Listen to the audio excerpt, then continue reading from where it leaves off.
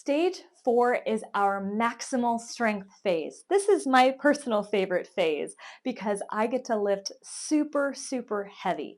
Now, there's a couple things you really need to know before you go into this maximal strength phase.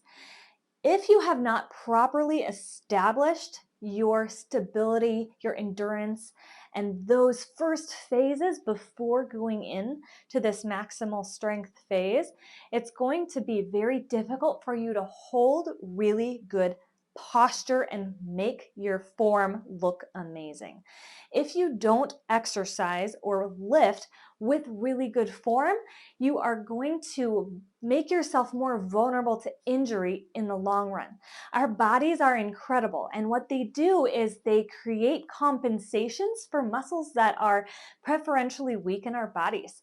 So, for example, I worked with someone yesterday who has very tight upper traps. So these muscles just want to take over everything when what we're trying to activate is the mid-back muscle.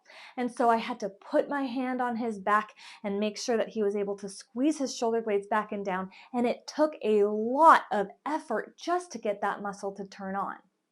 If that's you, we might want to change your phase or strategize this phase a little bit differently to make sure that you're able to activate the right muscles when you're doing each lift.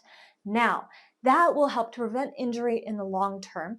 And the most exciting part of this phase, if you're able to hold good posture and perform with good form, then you will find that you gain strength really, really fast. And that's the point of this phase.